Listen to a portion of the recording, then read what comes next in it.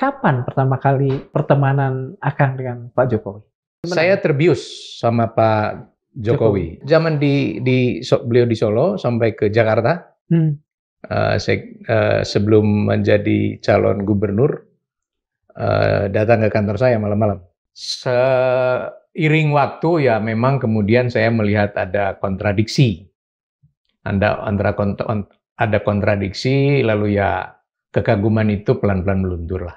Beliau ini tidak genuine amat lah kira-kira gitu. Bicara dengan saya mengenai pentingnya keberlanjutan, berkali-kali bicara tentang pentingnya keberlanjutan. Secara normatif itu benar kan kira-kira gitu. Itu di periode 2. Tapi saya mencium ada kehendak bahwa yang namanya kesinambungan adalah keberlanjutan administrasi beliau kan kira-kira, which is itu kan melanggar konstitusi dan terbukti. Pemimpin itu ada pedagog, ada demagog kan? Iya, betul. Pak Jokowi tidak dua-duanya menurut saya. Saya pikir tadinya beliau ini pedagog gitu ya, memberikan contoh teladan, mencerahkan begitu. Bukan seorang yang brainwashing begitu kan, nakut-nakutin orang kan, bukan begitu. Dia adalah pembawa lilin, pembawa obor. Tapi saya lihat beliau bukan dua-duanya. Beliau aktor. Aktor selalu memerlukan sutradara. Apakah ada sutradara besar yang memainkan Pak Jokowi? Kalau begitu? Kalau begitu saya tambah aja aktor dan sutradara. Siap.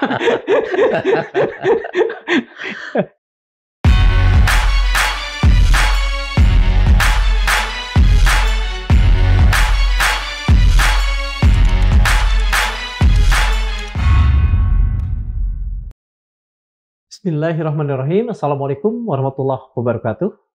Waalaikumsalam. Sobat Madilog, Leiden is Lisden, kata orang Belanda.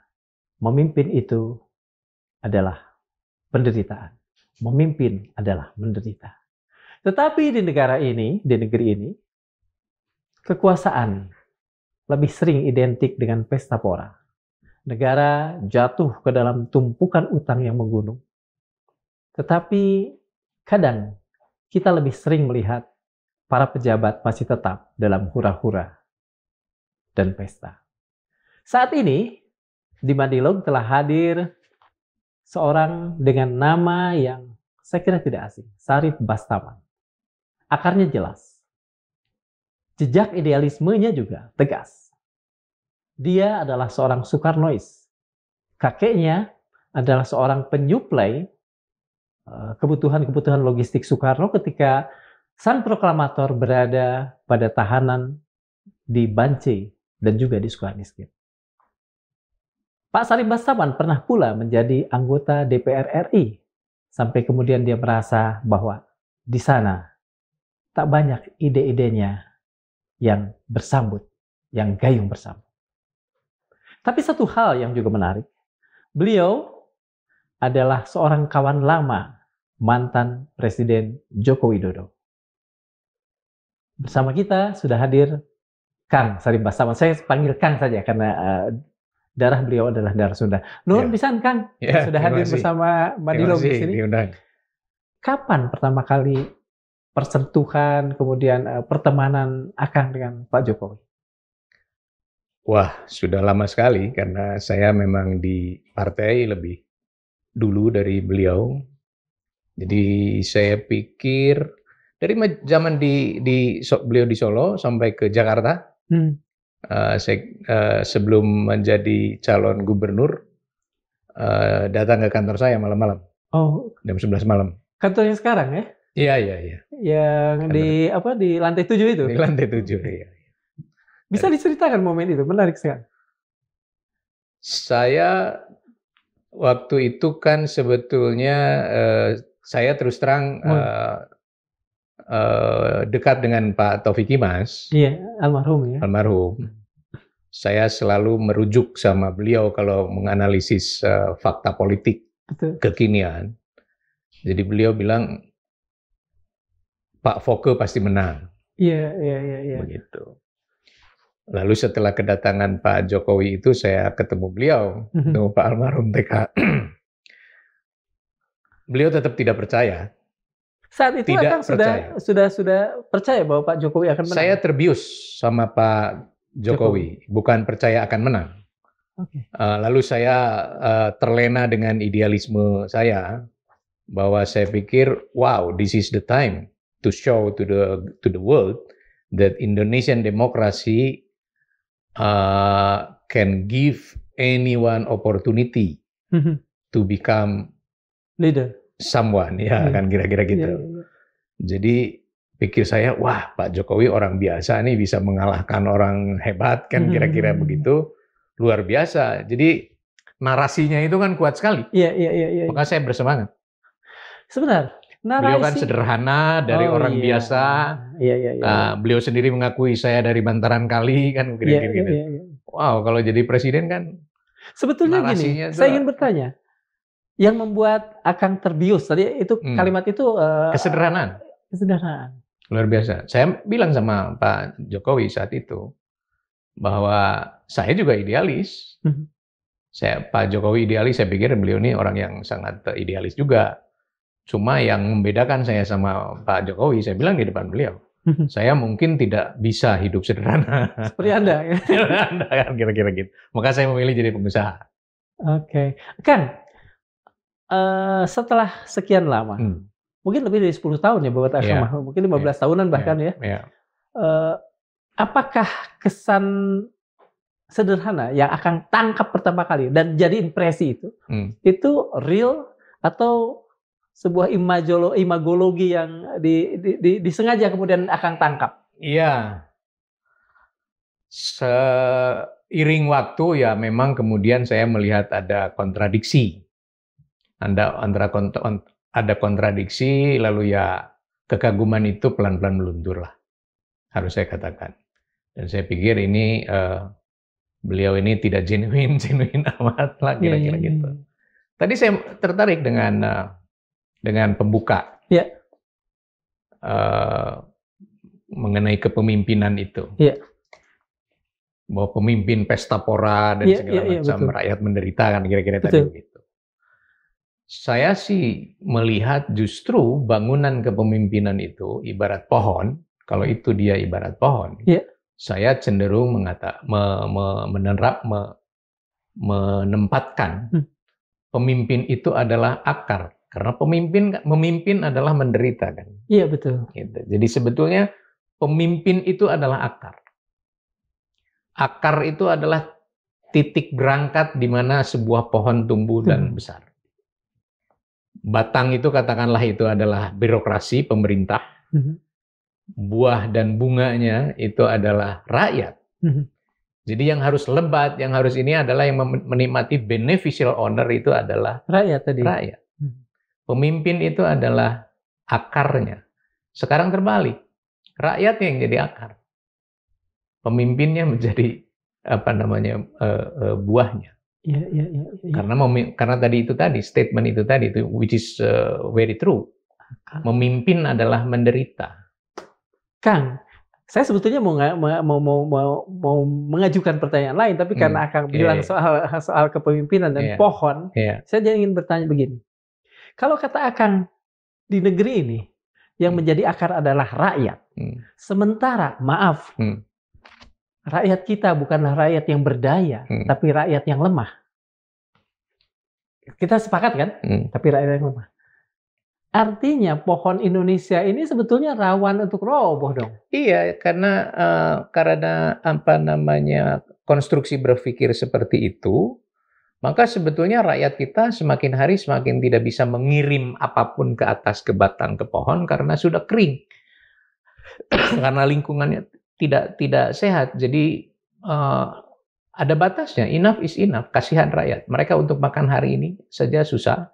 Jadi ada dua paradoks di mana rakyat memikirkan besok makan apa, anak bisa sekolah atau tidak. Kenapa anak-anak itu juga sekolahnya tidak bisa serius lalu terlibat dengan tawuran dan bahkan dengan drugs. Itu karena juga mereka tidak melihat future. Untuk apa sekolah? Yang lain teman-teman ada kakak kelasnya juga katakanlah nggak jadi apa-apa, semua menderita keluar bersama. Dari menganggur ya? Betul, menderita bersama-sama. Sementara mereka lihat di media-media bahwa terjadi pesta pora, korupsi sekarang, korupsi miliaran udah sangat peanut. Sekarang T dan T-nya T besar loh, begitu. Jadi ya ini kita harus sudah rubah menurut saya. Malah saya pernah punya gagasan, kata pemerintah tuh di Indonesia harus diganti. Dengan? Pemerintah itu kan berbau feodal.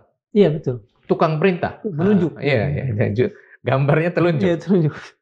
Saya tidak tahu dengan apa, tetapi mungkin dengan pamong atau yang sifatnya tone-nya melayani, berkorban, jadi akar itu tadi. Gitu. Bagi saya, pemimpin sekarang di Indonesia ekstrim sekali bagi saya nilainya. Kalau dia sanggup miskin karena melayani rakyat, itu baru benar. Percuma dia bicara soal gesturnya atau visionalisasinya itu kelihatan membela orang miskin dan segala macam, tetapi dia hidup kaya. Kalau ada seorang pemimpin dia bilang saya punya 10 triliun, saya akan sumbangkan 2 triliun. On top of dia punya waktu, pikiran, tenaga 24 jam sehari, saya sumbangkan 20% dari kekayaan saya, itu gila. Dan saya kira ini kalau disebut revolusi, dan karena kita selalu menunggu adanya juru selamat Ratu Adil, begitu ya, saya, maka profilnya harus sudah seperti itu, saking ekstrimnya gitu. Kalau begitu profil-profil seperti seperti Kang Deddy Mulyadi menurut Akang masih mediocre, masih orang setengah hati. Iya, menurut saya itu gimmick-gimmick juga, tapi nggak apa-apa, ada banyak positifnya karena dia kemudian ternyata katanya sangat responsif. Walaupun di balik ke perbuatan responsifnya itu dia monetisasi dengan YouTube, ya sudahlah, itu mendingan daripada mungkin ini juga nanti buat rakyat lagi lah. Ya. Mudah-mudahan seperti itu kan. Tetapi alangkah hebatnya kalau dia juga bilang, saya punya sekian triliun, saya sumbangkan sekian persen untuk rakyat. Betul. Karena apa? Karena sudah sedemikian patah hatinya rakyat. Saya kira kita semua terbius dengan Pak Jokowi luar biasa. Patah hati. Akang merasakan patah hati itu nggak? Merasakan. Dengan Pak Jokowi lah ya, karena konteksnya itu. Ya, itu kan artinya saya juga mengalami dan banyak sekali orang mengalami. Pada waktu tahun keberapa mulai Akang menyadari, kan tadi Akang mengatakan tapi seiring waktu bla bla bla. Pada tahun keberapa? Sampai di ujung periode pertama. 2019 berarti? Ya, sebelum 2019. Tidak perlu cerita detail lagi. Enggak. Satu aja agar kemudian publik juga bisa mengerti gitu ya. Karena kan dari tadi kita bicara Akang ini seorang yang sangat rasional. Ketika merasa bahwa ide-ide Akang di DPR juga tidak bersambut karena ya mungkin jalan Akang adalah jalan pedang, jalan ini jalan apa kita nggak tahu. Publik tentu ingin tahu apa alasan rasional yang membuat Akang patah hati dengan Pak Jokowi. Saya dari awal sudah memposisikan diri untuk menjaga beliau. Dengan demikian saya menjaga jarak, saya tidak mengambil keuntungan apapun baik itu dalam bentuk politik maupun bisnis. Saya ingin pohon ini tumbuh kuat begitu, dan dengan kuat maka kemudian kita juga bisa hidup enak, hidup tenang gitu kan. Nah, tapi nampaknya beliau tergoda juga sehingga vested interest-nya masih sangat kelihatan, terutama setelah di ujung. Di tahun-tahun pertama saya kira belum. Tapi di ujung saya sudah membaca itu, sudah mulai bicara dengan saya mengenai pentingnya keberlanjutan, berkali-kali bicara tentang pentingnya keberlanjutan. Secara normatif itu benar kan kira-kira gitu. Itu di periode 2. Tapi saya mencium ada kehendak bahwa yang namanya kesinambungan adalah keberlanjutan administrasi beliau kan kira-kira, which is itu kan melanggar konstitusi dan terbukti dijalankan. Dan setelah itu saya menjaga jarak. Saya bicara sama istri saya, wow kelihatannya ini bahkan sempat pesimis, apa benar kita ada pemilu, karena gitu kan setelah COVID juga waktu itu. Betul. Apakah itu secara ada sebuah gentleman agreement antara Akang dengan Pak Jokowi untuk dalam tanda petik ya berpisah? Oh tidak. Tapi maksud saya, kan saya bukan apa-apa, saya rakyat biasa. Cuma memang ada satu kesempatan ketemu lagi diajak diundang beliau, gitu. Tapi ya saya sudah membaca berbeda. Lalu saya punya kesimpulan sendiri. Oh, ini berbeda. Dan kemudian kan bolanya bergulir. Betul. Ada orang mengatakan, kalau tidak salah Rousseau ya, Jean-Jacques Rousseau yang mengatakan bahwa seseorang itu akan berubah dari dalam dirinya dan dari luar. Untuk kasus Pak Jokowi, kita ngomongin ini karena Akang tadi masuk ke sana, jadi ya sebentar kita ngaco aja dulu deh. Apa tadi? Russo ya? Russo bilang perubahan itulah, perubahan itu bisa dari dalam, bisa dari luar. Kalau untuk Pak Jokowi, kira-kira yang mana yang lebih besar dari dalam dirinya? Karena kan tadi mengatakan beliau berubah. Atau ada pihak-pihak luar, anasir-anasir luar yang begitu kukuh, begitu kuat yang membuat beliau bergeser?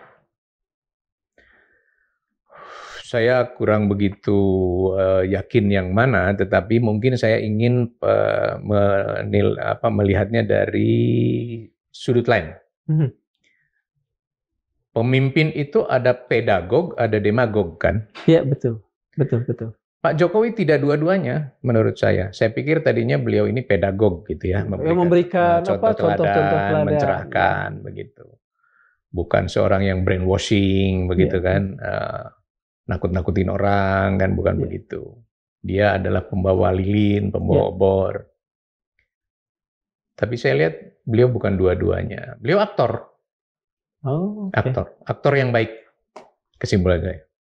Aktor yang baik. Ya. Jangan salah, Kang. Pemeran yang baik. Iya, jangan salah. Kalimat Akang itu membawa konsekuensi sehingga kemudian saya berkata begini. Aktor selalu memerlukan sutradara. Apakah ada sutradara besar yang memainkan Pak Jokowi? Kalau begitu? Kalau begitu saya tambah aja aktor dan sutradara. Siap. Kalau begitu aktor sutradara ya punya pemikiran skenario juga dong, gitu kan? Nggak, maksud saya aktor itu ya aktor kan yang melakukan acting. Iya, betul. Ya, he's a good actor. Ya karena terbukti banyak kontradiksi. Kalau dia tidak berakting kan tidak ada kontradiksi. Itu aja sebetulnya simpel. Apakah itu sebuah eufemisme? Akang mengatakan berakting. Orang lain mengatakan maaf, kasar, pembohong. Apakah itu yang Akang maksud? Nah, oleh karena itu saya sampai kepada pandangan pribadi berikutnya mengenai melihat kepemimpinan begitu. Kita sudah harus mulai mengikuti apa bukan siapa. Karena mengikuti siapa itu selalu berakhir kecewa. Pasti berakhir kecewa. Yang harus kita lakukan bangsa ini adalah menuruti apa. Dan apa itu adalah sistem. Begitu. Jadi dengan demikian maka kita tidak tergantung siapanya itu. Kemarin saya baru kembali dari China. Saya juga ketemu dengan beberapa orang partai di sana. Saya ingin mengulik juga rahasia keberhasilan Cina ini, faktornya apa? Dan saya tanya secara spesifik, sejauh mana peran Xi Jinping? Dia bilang kemajuan Cina bukan karena Xi Jinping. Tidak ada Xi Jinping, roadmap-nya sudah jelas. Blueprint-nya sudah jelas, sistemnya sudah jelas. Tidak banyak diskresi untuk seorang pemimpin. Kalau di kita karena terlalu liberal kan begitu, gubernur lalu bisa bawa provinsinya ke timur, yang sekarang bisa ke barat begitu. Se-ekstrim itu ininya. Nah, oleh karena itu yang harus kita lakukan adalah membangun sistem. Berhentilah kita mengikuti para demagog. Ya, kita tidak membutuhkan demagog, kita membutuhkan pedagog. Untuk apa? Untuk membangun sistem. Sedemikian rupa sehingga sistemnya jalan, ya sudah negara ini akan dengan autopilot dalam positif dalam tone yang positif, itu akan terjadi. Nah, memang seharusnya autopilot. Kalau misalnya kita pikir tentang akar, kita warga negara kita lebih lebih memegang soal siapa tadi dibanding apa.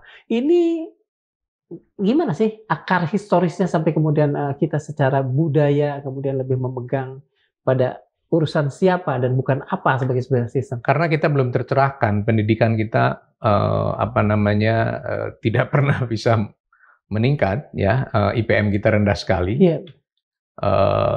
tingkat literasi kita rendah, dan kemudian didistorsi, diserap, dibajak oleh para demagog tadi, para imam-imam begitu ya, sehingga orang daripada usaha susah-susah mencari lilin sendiri, ya sudah saya ikutin saja.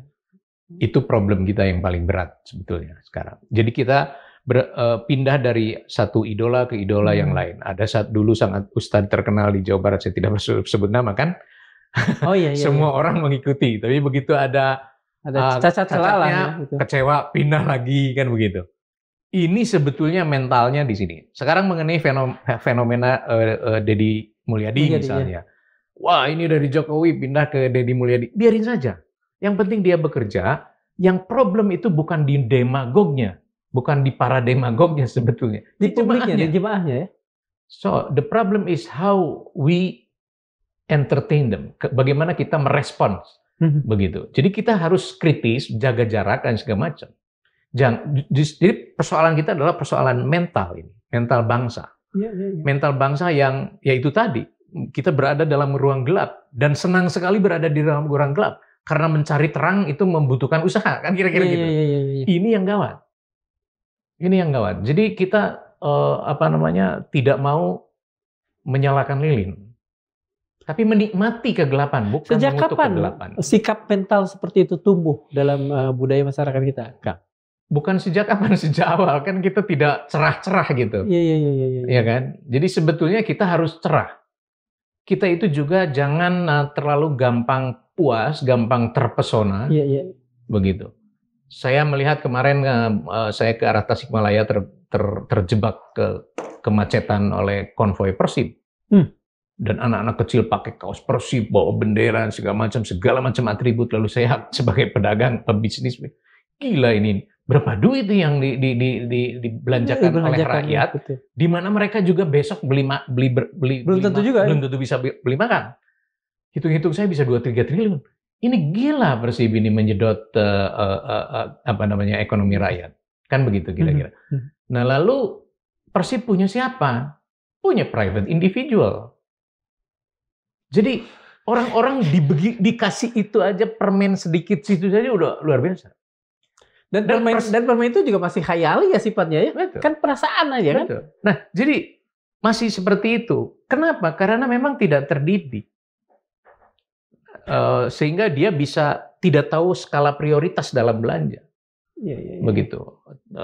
Kita tidak, ini yang penting kita punya pulsa, bahkan bisa subscribe Netflix apa segala macam, semua yang kemudian ingin membawa dia ke dunia mimpi, termasuk nonton Persib kan gitu kalau di Jawa Barat, karena dia akan terbawa dengan mimpi. Jadi mentalitas kita yang menikmati kegelapan itu yang problem. Yang parah itu ya. Problem berat. Itu di sisi rakyat. Dan itu dimanfaatkan oleh betul. Dimanfaatkan. Ya, itu pertanyaan saya itu. Machiavellis kan begitulah. Maaf nih kalau begitu. Apakah itu Bung Karno pun melakukan itu?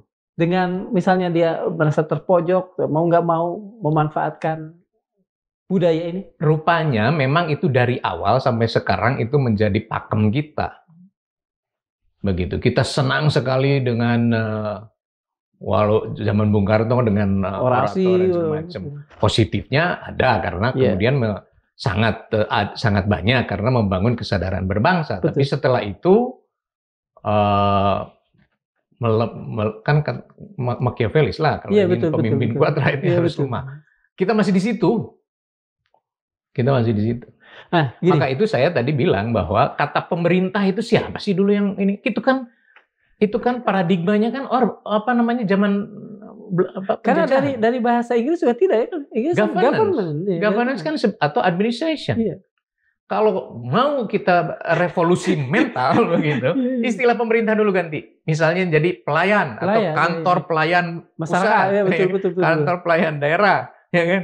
Atau pamong misalnya yang ini. Akan kan waktu itu adalah bagian dari Pak Jokowi. Pak Jokowi kemudian mengangkat revolusi mental. Mengapa misalnya itu tidak masuk? Iya, karena kan saya tadi bilang bahwa ternyata Jokowi ini bukan pedagog, bukan demagog. Jadi dia dikasih apapun narasi kita, seperti kita kasih dia buku, dia cuma baca judulnya. Itu. Karena dia tidak tertarik. Pusing dia untuk disuruh mikir-mikir ke dalam.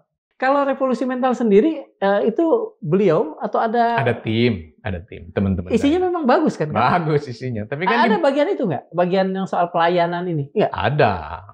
Semua ada lah, indah-indah kalau konsep. Siap. Tapi kan beliau kan baca juga enggak karena tidak tertarik. Cuman judulnya revolusi Revolusi mental. mental. Itu berkali-kali disampaikan. Kita harus melakukan revolusi mental. But what does it mean? Itu dia juga nggak terlalu hirau. Akang kan waktu itu masih berada di sana ya, misalnya, Bukanlah, Pak, sorry Pak, kawan, begini enggak dong juga. Pak. Enggak ya? Nggak Saya sepowerful jauh itu lebih lah ya? akrab. Enggak. Oke. Siapalah saya. Cuma Kak, memang kawan. Akang, nah ini ada hal yang menarik menurut saya ya. Akang kan tadi cerita bahwa Akang bukan sempat ya, baru kembali dari Cina. Apa yang menurut Akang bisa kita contoh dari sana? Terutama dalam soal mental tadi ya, mental warga kita dan mental pemerintah kita, mental elit kita juga. Ya, jadi kesimpulan saya kalau disebut Cina tidak demokratis salah juga. Oke. Cina itu negara yang demokratis, bahkan merit, sangat merit. Merit sistemnya kuat. Iya, jadi siapa yang bagus Berprestasi. naik, siapa yang nggak bagus tersingkir, itu satu. Yang kedua, sistem atau itu sudah terbangun dengan sangat rapih dan tidak ada crack ya gitu, sehingga orang yang melakukan pelanggaran-pelanggaran itu bisa langsung gampang terdeteksi. Apalagi sekarang kan zamannya digital ya. Semua manusia di China itu ada raportnya. Pernah apapun ada raportnya kan di Alipay itu. Itu jadi kalau Anda ini bankable atau tidak udah kelihatan kok. Karena apa itu penting? Karena memang kan di Cina bisnis gampang. Karena semua orang bisa melakukan bisnis apapun sepanjang punya proposal yang bagus dan punya tim melaksanakan proposal itu juga yang bagus, pasti dibiayai oleh pemerintah melalui bank-bank Cina yang semuanya adalah bank pemerintah. Dan kalau saya pelajari ya sistem perbankannya kan syariah sebetulnya di sana. Jadi bagi hasil. Justru lebih Islami ya. Negara yang kita sebut komunis. Negara biayai semua, kasih tanahnya, bangunannya, segala macam begitu. Dikasih pembiayaan, bagi hasil kewajibannya adalah si pengusaha itu harus transparan. Begitu dia tidak transparan, ya langsung di-cut. Dan juga ada opsi ketika perusahaan itu maju besar, maka pemerintah punya hak untuk membeli dengan harga market. Jadi nanti milik negara ya? Milik negara. Kalau di sini perusahaan gede karena go public, kalau di sana kan go government. Semua BUMN itu dulunya swasta. Diametral ya? Iya. Yang satu go public, yang satu go government. Menjadi BUMN. BUMN itu kebanyakan rata-rata dulunya swasta. Swasta, ya privat. Makanya di sana kan restoran yang bagus, mall yang bagus, department store yang bagus, itu BUMN. Tapi dulunya swasta. Jadi kalau Anda mengklaim pengusaha, terus ditanya sama mereka statusnya apa, BUMN atau swasta? Oh swasta, berarti belum bisa dipercaya, kira-kira gitu. Dan yang berikutnya kan ya 996 itu. Mereka bekerja dari jam 9 pagi sampai jam 9 malam, 6 hari seminggu. Itu di zaman tirai bambu kan gitu yang dijalankan. Nah lalu kemudian pemerintah menyediakan infrastruktur. Yang dilakukan Pak Jokowi sudah benar. Gitu. Soal infrastrukturnya ya. Tetapi kan pilihan infrastruktur yang menurut saya perlu kita, itu topik yang lain. Tapi di sana membangun, di sini sebutnya WUSH gitu ya, kereta cepat kan sekarang udah 42.000 tuh. Semua 42.000 kilometer ya. Semua terkoneksi. Jadi tidak ada yang terpencil ya di Cina. Hampir tidak ada kecuali daerah-daerah pegunungan. Jadi semua interkoneksi, semuanya maju dan semuanya setiap kota itu berlomba. Karena jadi manusia dihubungkan oleh WUSH, kemudian barang, logistik dihubungkan oleh jalan tol. Jadi memang pergerakan manusia luar biasa sehingga karena 996 itu tadi di setiap komplek pabrik industrial estate begitu, itu semua disediakan sehingga orang tidak perlu pulang. Ada sekolah, ada rumah sakit, ada tempat hiburan, ada pasar dan sebagainya. Ya. Jadi semuanya terpenuhi di daerah tempat kerja. Ya, sehingga orang itu di sana bisa 1.000 kilometer antara tempat tinggal dan tempat kerja. Karena ada bus tadi ya. Karena cuma 2 jam kan, 1.000 kilometer cuma 2 jam kayak gitu-gitu. Jadi ya mereka efektif sekali. Walaupun sekarang sudah mulai 996 ini tidak terlalu di bus lagi. Kenapa? Karena mereka sudah dijajah juga oleh robot. Oh, Ya. Jadi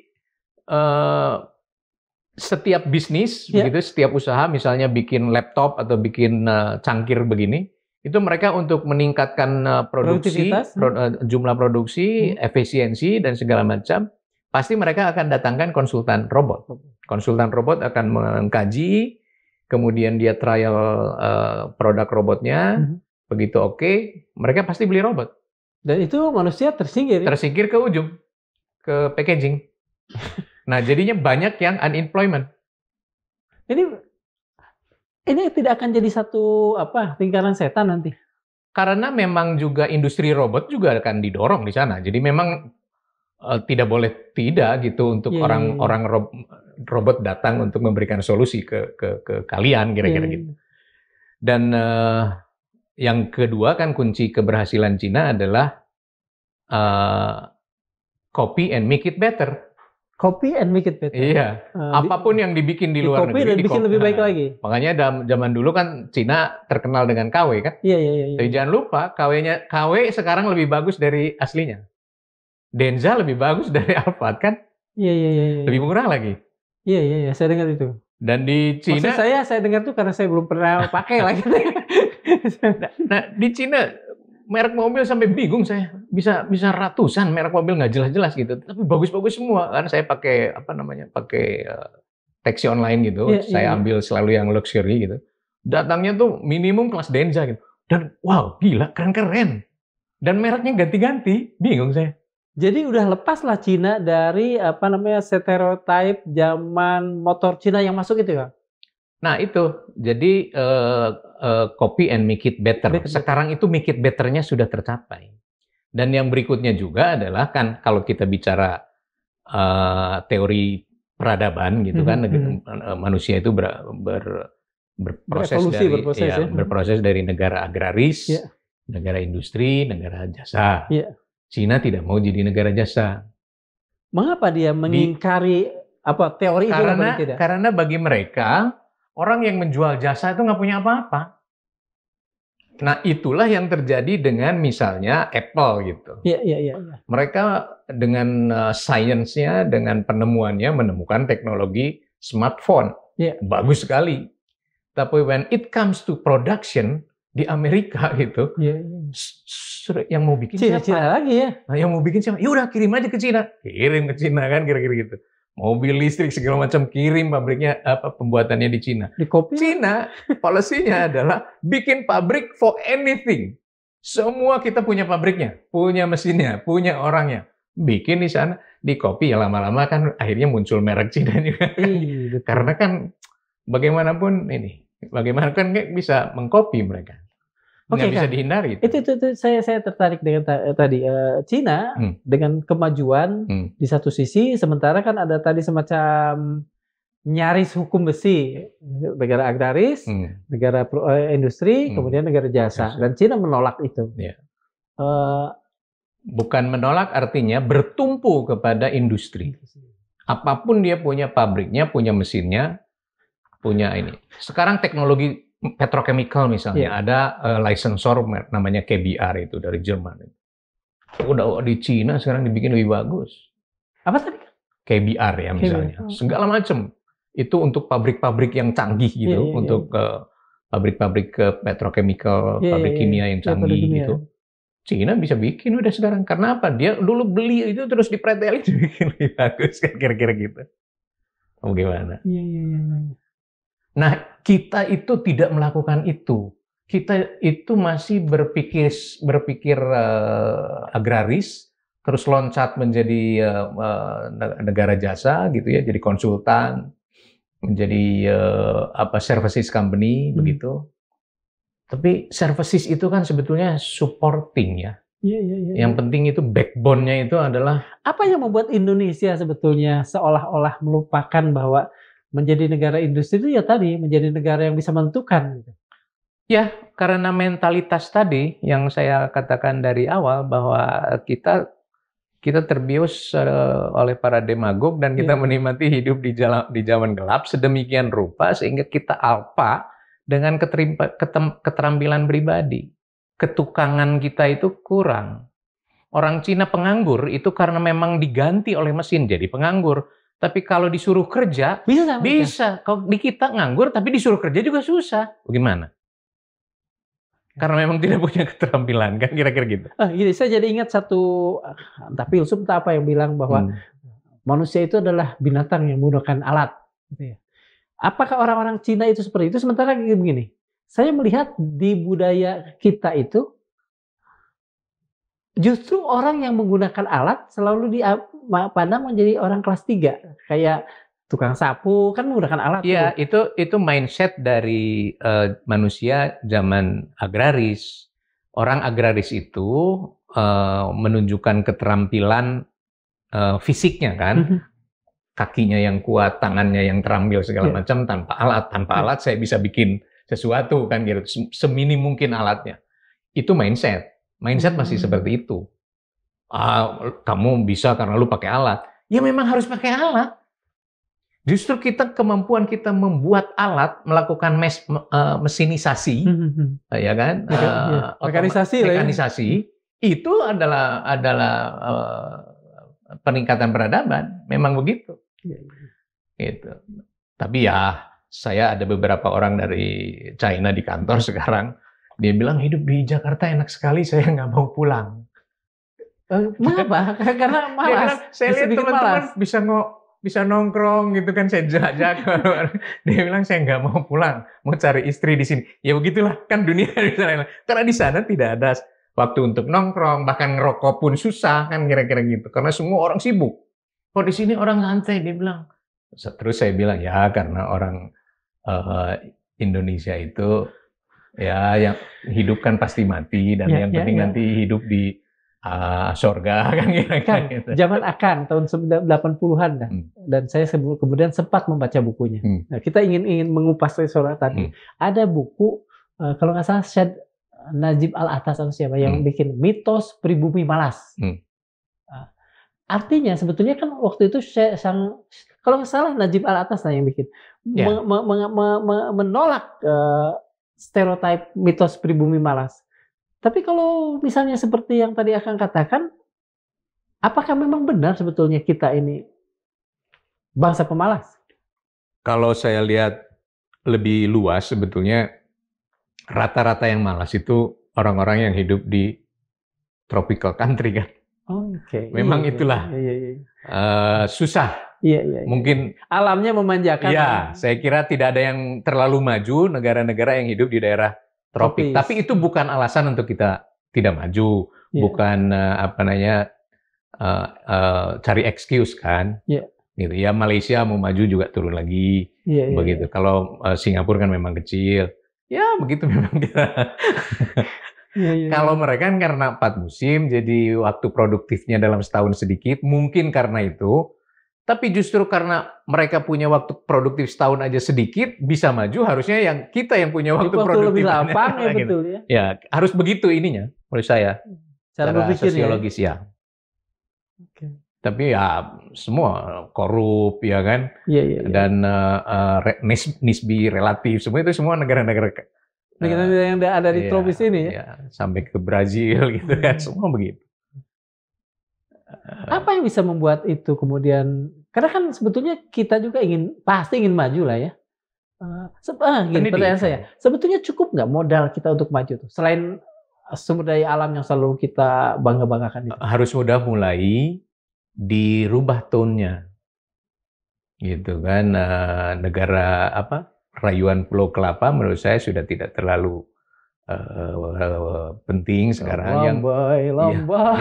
Harus sudah dikatakan ke anak didik kita bahwa bangsa ini, alam kita ini sudah sedikit sekali daya dukungnya, sementara yang harus muatannya makin banyak, maka kita harus conserve. Dulu harus dikasih tahu di setiap kecamatan, misalnya di Jawa Barat itu semua sungai mengalir dengan jernih, anak-anak bisa mandi di kali.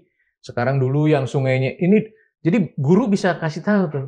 Dulu ini sungainya tuh gini. Tuh lihat sekarang, isinya cuma sampah, nggak ada airnya. Jadi harus sudah mulai di ini. Ini memang kesalahan orang tua kita. Kamu jangan ulangi lagi. Kamu boleh mengutuk, marah sama orang tua kita. Tapi kan itu tidak menyelesaikan masalah. Mari kita. Jadi memang sudah harus ini.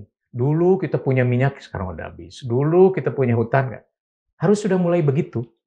Jadi sedemikian rupa sehingga kita tidak based on natural resource lagi. Jadi kita harus meningkat. Nah, kita ini dalam keadaan yang sangat terpuruk. Alam kita nggak bisa memberikan apa-apa. Kita hanya bisa hidup kalau kamu punya keterampilan, pengetahuan. Harus begitu. Kang, bukankah kesadaran itu juga sudah tumbuh bahkan di generasi milenial dan Gen Z misalnya? Ketika mereka mengatakan Indonesia gelap dan sebagainya. Sudah mulai. Jadi saya kira mereka sudah mulai mengutuk orang tuanya. Anak saya, karena saya bisnisnya di natural resources, tidak bangga dengan bapaknya. Karena merusak alam kan kira-kira gitu. Jadi values-nya sudah berubah. Gitu. Which is good. Gitu. Dan kemudian kita sebagai orang tua juga harus mulai ngasih tahu sama anak didiknya. Kalau perlu kita minta maaf. Jangan dicontoh ya nak. Ini nggak bagus. This is not the right business or right activities for your age. Begitu. Negara ini sudah krisis, kita ini, tapi itu di tangan kalian. Begitu. Kuncinya apa? Kamu harus melakukan sekolah setinggi-tingginya. Bukannya sekolah, belajar setinggi-tingginya, belajar tentang apapun. Karena sekolah dan belajar beda. Beda, betul. Nah, harus ada, kalau istilah Jepang tuh kaizen kan? Inovasi terus-menerus. Nah, tidak pernah puas. Jangan pernah puas. Saya kan mengurus olahraga, saya selalu tidak tertarik dengan kejurnas. Karena saya ketua umum PB. Saya bilang, none of my business. My business adalah kalau kita bawa medali dari luar. Jangan kita juara nasional, udah ribut, udah bangga segala macam. Itu tanda kita terlalu cepat puas. Kenapa orang cepat puas? Karena hidup gelap. Ada sedikit cahayanya. Senang ya? Iya, itu. Itu fenomena Persib. Beda dengan kalau coba Persib sama Barcelona. Iya. Ya kan, pernah 5 tahun yang lalu Katalan mau merdeka. Kenapa? Karena tidak mau orang Katalan disamakan dengan orang Madrid yang penuh dengan korup. Tidak mau Barcelona itu kena nodanya ini mereka. Karena Barcelona adalah kebanggaannya Katalan. Dan Barcelona dimiliki oleh warga Katalan dalam bentuk koperasi. Semuanya benefit. Kalau Barcelona naik, semuanya benefited. Coba kalau Persib misalnya, atau Persija, atau Persebaya, semua dalam bentuk koperasi tadi. Sementara, ya itu tadi kan, karena Persib, maaf nih ngomong sedikit Persib, karena Persib yang menguasai, yang memiliki ternyata adalah private tadi, kalau saya tidak salah, ya sebetulnya kebanggaan-kebanggaan yang ada juga ya semu sebetulnya. Semu. Iya kan? Semu. Karena yang tidak semu itu adalah yang menghasilkan perut kenyangmu, menghasilkan membuat perutmu kenyang, membuat otakmu cerah. Itu konkret. Kalau yang tidak begitu tidak konkret kan? Iya betul. Gitu. Ini hal lain nih, Kang, tapi masih berhubungan dengan Indonesia gelap lah dan lain sebagainya tadi. Saya selalu mengatakan bahwa garis Akang adalah garis Soekarnois, ya. Kakek adalah seorang yang sangat dekat dengan Bung Karno, kemudian Akang pun ya pernah sangat PDIP lah gitu ya, sangat dekat dengan ide-ide nasionalis. Kalau misalnya saya tanya, dulu kan Bung Karno punya ide yang namanya Trisakti ya, kemandirian dalam ekonomi dan lain sebagainya, dua yang lain. Mengapa? Ya saya nggak bertanya apakah misalnya itu terpenuhi atau tidak, udah jelas lah ya. Mengapa misalnya itu setelah sekian puluh tahun kita berjalan, susah sekali. Bahkan hanya yang pertama, kemandirian ekonomi ya. Ya, jadi sekali lagi saya ingin hubungkan dengan Cina, karena kunjungan terakhir kemarin saya hampir 3 minggu di sana. Cina itu yang menjalankan Trisakti. Mandiri dalam ekonomi, berdaulat dalam politik, berkepribadian dalam budaya. Tiga-tiganya dijalankan secara kafah oleh Cina. Terbukti berhasil. Kita hanya hafal saja, tapi tidak bisa melaksanakan praksisnya. Begitu juga dengan Pancasila. Hari ini 80 tahun sudah usia Pancasila. 80 tahun usia negara NKRI kita ini.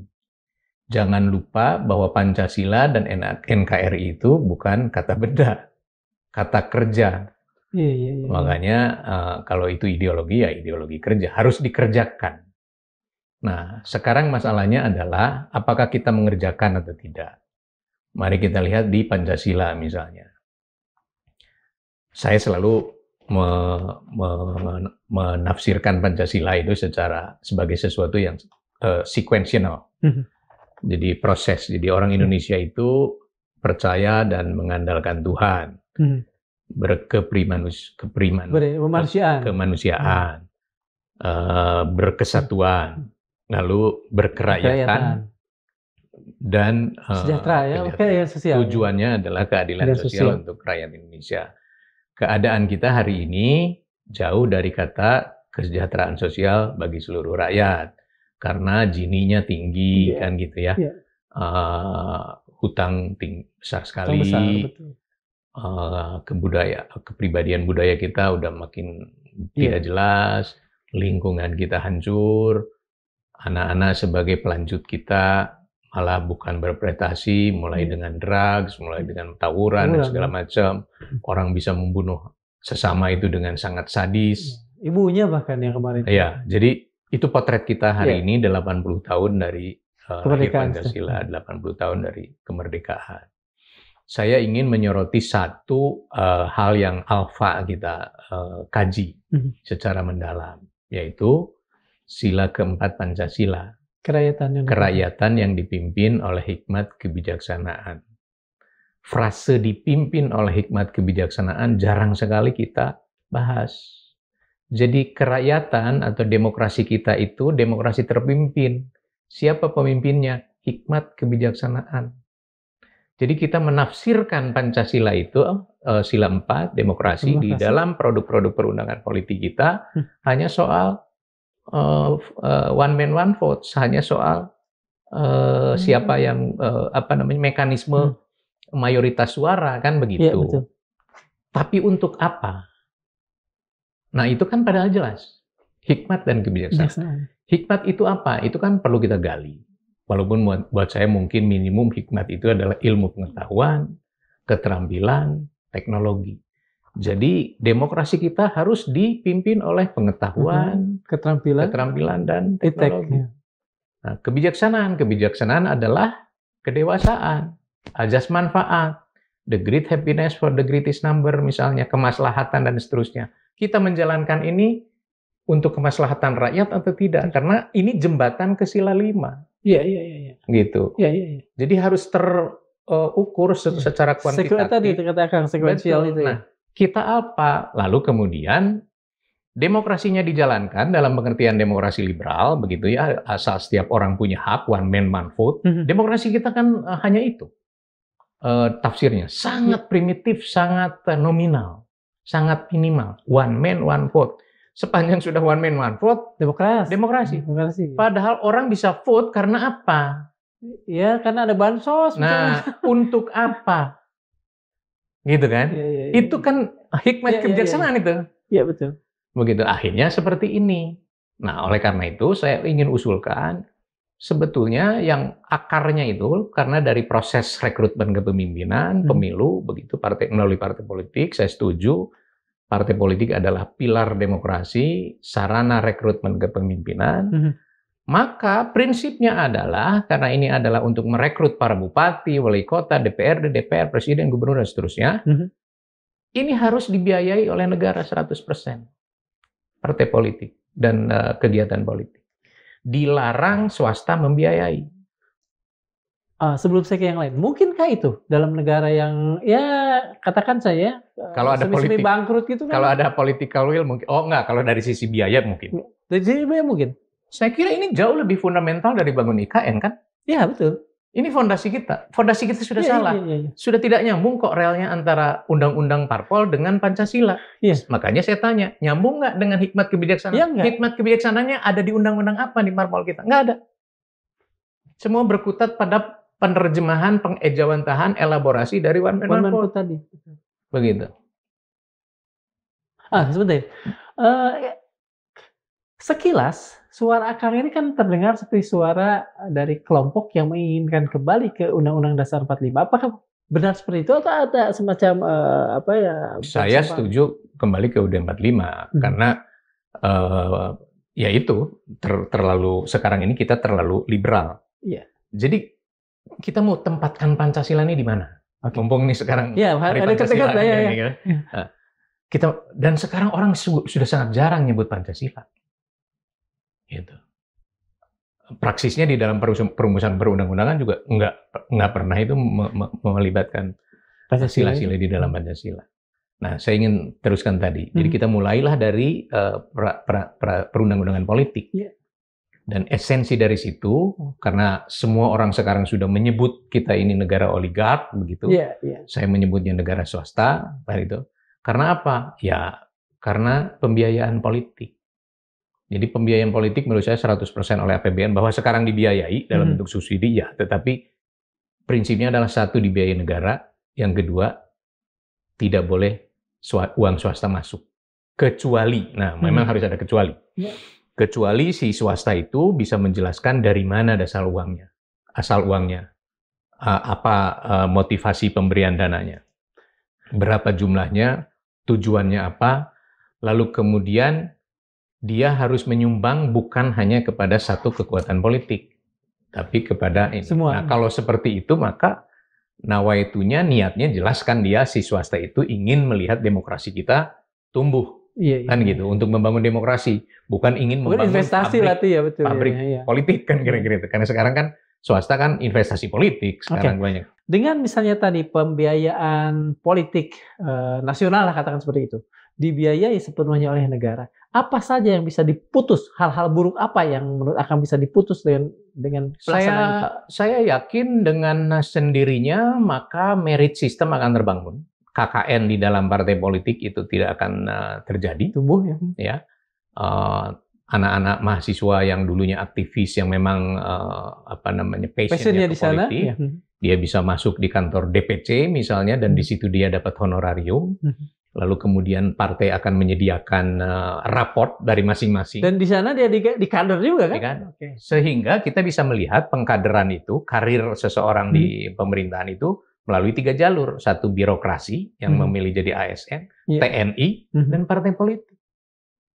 Sebentar, sebelum kita kemana-mana, bukankah hal seperti itu yang dulu pernah terjadi di Golkar lah paling tidak? Iya. Ada ABRI, apa Golkar? ABG ya? ABRI, birokrasi Golkar. Jadi sebetulnya bangunannya itu sudah benar. Persoalannya adalah, dan menurut saya merit di zamannya Pak Harto ketika itu lebih bagus dari sekarang.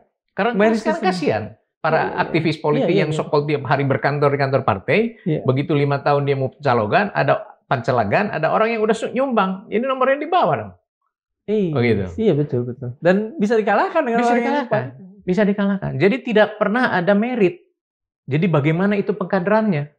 Dan yang berikutnya, kenapa kita harus larang uang swasta? Ini kan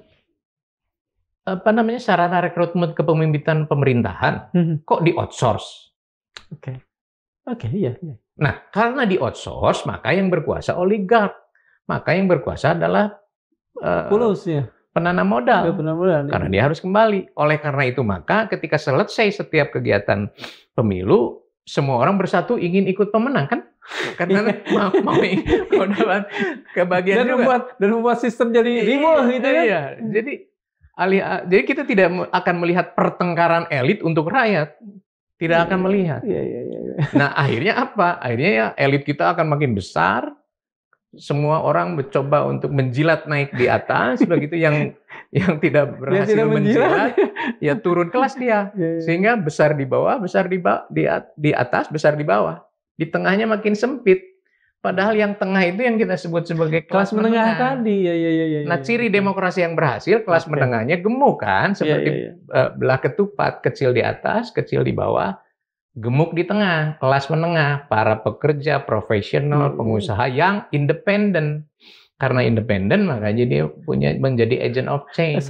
Soal independensi ini, apakah akan masih melihat kelas menengah ini independen? Sementara kita, ya tadi aja, dari pembicaraan kita tadi, terlalu sering kita melihat bahwa kelompok-kelompok yang katakan saja lah menjadi orang yang menjadi pendobrak, itu juga sangat tidak independen. Ya, itu potretnya karena ibaratnya nggak ada kawan di tengah itu. Kalau ada kawan, kalau banyak kan kita nggak mau terlalu gampang dikooptasi kan. I will follow you as long as you are right. Kan bisa begitu. Gitu. Tapi tetap kita berkawan. Tetapi izinkan kita berbeda pandangan karena saya lihat kamu salah. Sekarang nggak bisa, semua berusaha untuk menjilat karena kalau nggak menjilat nggak dapat apa-apa, takut. Artinya secara sistem juga tidak sedikit sekali dimungkinkan orang yang betul-betul berani, tegas, jujur. Tidak bisa karena praktek kita adalah transaksional. Jadi dua nih potret bangsa kita ini minta maaf. Yang satu adalah kemudian menjadi yang satu sangat transaksional. Yang kedua dikuasai oleh para demagog. Gitu. Jadi ya bagaimana sih orang mau ngeritik karena ketika orang itu kemarin sudah susah makan gitu, hari ini saya dikasih uang oleh bapak itu, saya nggak mungkin. Nggak mungkin ngeritik ya. Susah kan? Iya betul. Begitu. Ada hambatan. Betul. Nah karena apa? Karena daya ekonomi itu semua ada di atas. Ya udah kamu jangan macam-macam saya kasih. Gitu. Ngeri. Dan alih-alih kita menghindari konflik horizontal, yang terjadi adalah konflik vertikal antara rakyat yang tertinggal dengan negara ini. Iya, dan itu yang 98 terjadi kan. Sebetulnya di Indonesia jarang kok konflik horizontal itu. Yang terjadi adalah kecuali mungkin dulu ya di Sanggoledo, kecil lah, artinya tidak dalam skala nasional. Iya, betul. Gitu. Yang selalu terjadi di skala nasional adalah konflik vertikal. Tapi kenapa kita mengulang terus bangunan ini? Tidak belajar ya? Iya. Begitu. Saya membayangkan banyak orang yang meramalkan, kan Jepang dulu di Asia itu kan, lalu diikuti oleh Korea, sekarang diikuti dan dilewati oleh Cina. Orang membayangkan setelahnya itu adalah Indonesia. Sekarang bukan Indonesia, Vietnam. Gitu. Dan Vietnam itu menganggap Indonesia adalah musuh besar, kompetitor besar, sehingga apapun yang dilakukan Indonesia diintip sama dia. Tapi kita tidak merasa sedang bersaing. Oh, termasuk ini ya? Tesla ya kalau nggak salah. Segala macam. Mengapa kita tidak sadar sementara Vietnam matanya begitu terbuka bahwa ini adalah katakan saja kompetitor. Karena kita menikmati ruangan gelap. Dan suka dengan kita tuh artinya semua ya, elit, rakyat, semua. Dan kita meninabobokan, kita ini negara maju, nanti tahun 45 kita akan masuk Indonesia Mas, ranking 5 dunia segala macam. Seperti itu sesuatu yang given, pasti gitu. Ya udah tidur-tidur aja udah pasti kok. Padahal itu adalah bisa. Kalau bisa harus dikerjakan, harus diusahakan. Iya, bukan betul. pasti. Ada buku terbaru dari Ray Dalio kalau saya nggak salah. Ray Dalio yang kemudian mengatakan tadi tuh bicara soal negara, potensi ambruknya sebuah negara karena tumpukan utang. Betul. Mohon maaf, susah untuk kemudian dalam waktu-waktu ini memisahkan Ray Dalio dari Indonesia kan, karena persentuhan-persentuhan kemarin dengan Danantara. Apakah kita sebetulnya sudah dekat dengan konstatasi yang dikemukakan Dalio ini? Negara dengan utang banyak, siap-siap. Sudah. Kita kan punya cicilan tahun ini berapa ya? 800 triliun. Utang kita kan 9.000 triliun kira-kira ya. Iya, betul. Itu udah sangat memberatkan APBN. Kemampuan servis kita sudah sangat rendah. Iya. Gitu. Jadi sekitar 20-30% kan kita bayar cicilan. Iya. Jadi ini lampu merah juga dari sisi moneter. Iya, sangat. Ada peluang untuk untuk yang membuat kita optimistik kecuali tadi Nina Bobo itu. Efisiensi itu yang saya lihat sih Pak Prabowo melakukan itu, meng-cut banyak sekali anggaran di banyak ini. Meski ada pemborosan dalam bentuk MBG, tapi saya kira itu bicara soal lain. Tapi saya kira memang tidak punya kemewahan pemerintah sekarang ini untuk berleha-leha, begitu melakukan pembelanjaan yang tidak perlu, karena sangat ketatnya anggaran, dan saya kira itu Pak Prabowo sangat